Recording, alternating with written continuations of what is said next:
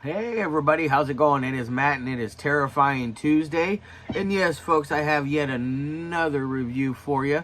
This one is a very, very, very, very wild and brutal and violent one. It is very cool.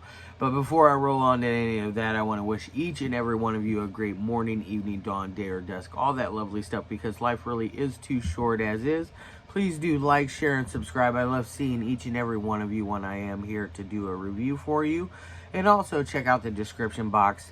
I usually try to get you a brief synopsis, which I don't have anything for today's film for as far as the synopsis goes, because there really isn't a whole lot of plot synopsis going on there. And then I also give you your starring cast, your director, your runtime of the cut I am watching, along with an MPAA rating if there is one that exists. Some trivia if I find anything worthwhile of mentioning, and then a link for either a trailer or a scene from the movie itself, which I was able to find a link for a trailer. And then I also gave you a link for the Facebook for violent art, where you can actually purchase this on both DVD, Steelbook, and I believe there was also a mug and a bottle opener as well. So there's a little bit of choices of things that you can get in for as far as things go with this film. And it is none other than 2023 Sebastian Zeglarski's Violent Obsession, which is absolutely violent, and it is now an obsession of mine. It is very cool. When I get some money, I will be hopefully getting a hold of a copy, because I liked it that much. This is one I watched it twice, and I want to watch it again already. I just watched it for the second time like 20 minutes ago, and wow. And I just want to check it out again, and it just really just is mind-blowing how cool the effects are. The camera work is very neat, very not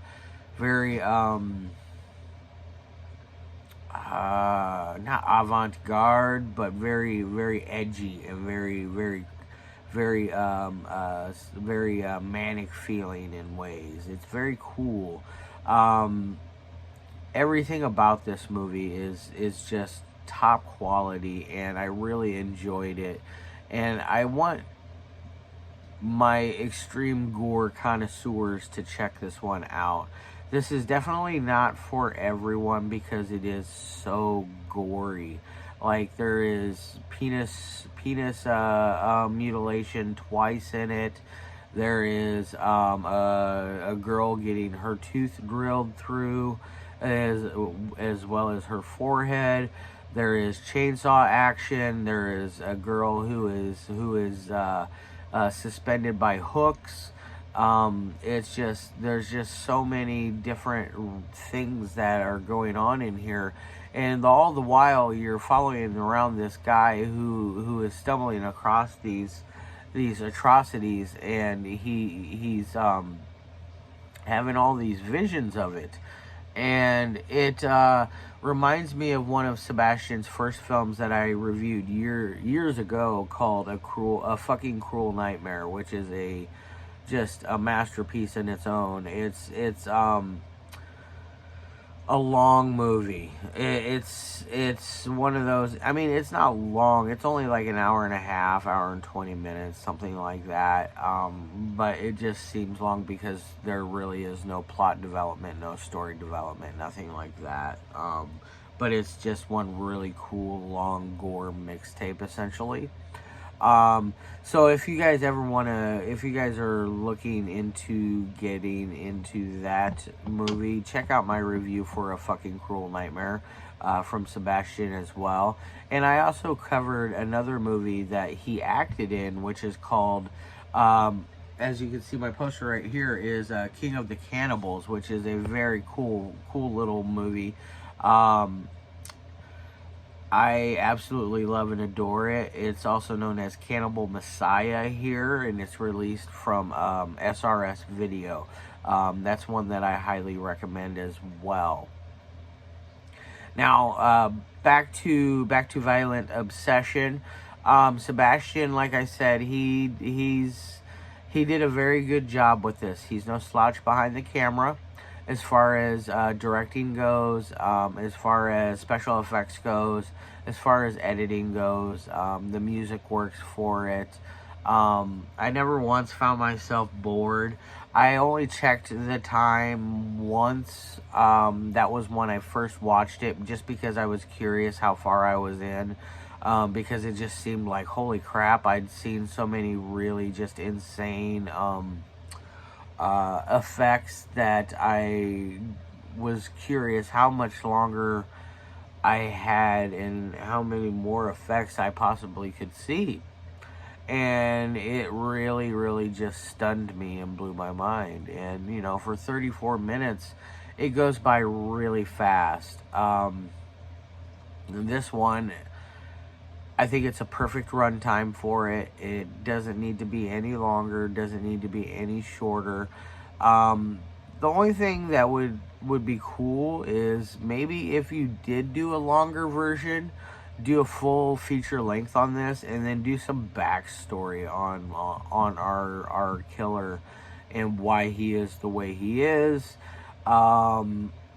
Maybe if he runs into any demise to his life, that would be nice and cool to kind of to find out. I just think that this is one of those shorts that could eventually be made into a feature length film. You would have to cut out like just making it a gore tape. You would have to have more story to it, obviously. You know better. I mean, you know that already, Sebastian. So that you're no dummy. You know what you're doing. So, and I like that, and I appreciate that from a director that knows what he's doing behind the camera. I will say that there's the acting that there is in this is very minimal. Like there's a guy who does this maniacal laugh while he's like kind of like he's been eviscerated essentially, and he's like he's been cut in half and eviscerated, and he's pulling out the entrails, and it's he's doing this very crazy laugh. It's kind of a cool, fun scene. It kind of made it put a little smile on my face just to how crazy his laugh was. Now, as far as anything else goes, I don't want to give away any more gore because there's so much cool stuff, and it just has to really be seen to believe. It's some of the coolest gore I've seen in a while. The last really cool gory one I did, I guess it's not been a while. Homicidal Harry was really cool on the gore. Scarecrow Maker from Alex Wesley, Alexander Sharagazlov, or I'm sorry, Alexander. I always murder your last name. I just call you Alex Wesley, as your name. But I would compare it to the gore of those two. Maybe even better than those two. I really enjoyed it. It's extremely sick and disgusting type gore. So it's right up my alley. It's the kind of stuff that I actually enjoy most when it comes to horror. I prefer something really sweet and gory most of the time. I do enjoy also something really super low budget and cheesy shot on video stuff like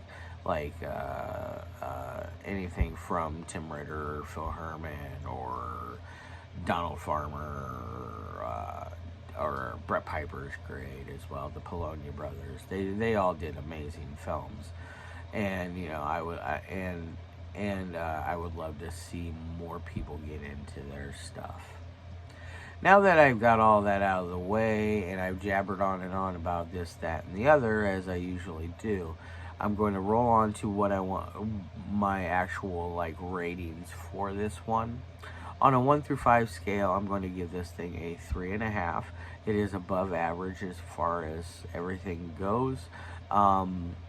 If there was a little more plot development, I would push it up to that 4. I just wanted to know a little more about, like, there's definitely a plot development going there because you have dialogue between this almost demonic character who has this really cool voice, who essentially is narrating what's going on, and he's essentially speaking to our main character who is wandering around and finding all this stuff and having all these dreadful visions, and then you find out things about that demonic character and our main character, and it really just it adds a little extra oomph to it, gives it a little twist, which is nice. That's why I think I would like to see an expansion of a full-length film of this one, because I would like to know more into delve a little more into the mind of madness of our characters. And plus, I just want to see some more of that badass gore that Sebastian does, because he is top quality. I would put him up there with who's good currently. Marcus Koch always comes to mind. Toe Tag always comes to mind. Joe Castro, Young Chaos. His stuff is always cool. Rob 14, since we're staying in Canada, their gore is also always kind of fun and awesome and different, and they have their own unique styles as well. But like I said, 3.5 out of 5. I think this is a very fairly well done film. I highly recommend it. Do pop out and grab yourself a copy. It's pretty cheap. I believe it was like 20 euros, 15 euros, something like that. And then of course you got shipping on top of that, because it will be coming from Germany. So I'm not 100% on what shipping is from there. I know that Canada is quite pricey, and so is Australia, and even Holland is a little pricey as well. So you could you might get stuck paying like $10+ shipping. So keep that in mind. So yeah. All right, guys, I love your faces. I can't wait to see it tomorrow. I got another great one for you. All week long, I got some fun stuff. Next week, of course, I do, and the week after, I signed up some more guys. I'm going to be doing some more stuff from Psycho Productions, which is awesome. I'm going to be doing some stuff from... I'm going to be doing this really neat movie called Anti-Wonderful, which is bizarre and fun. I just got all kinds of fun stuff in the future for you guys. So anyways, I love your faces, and as always,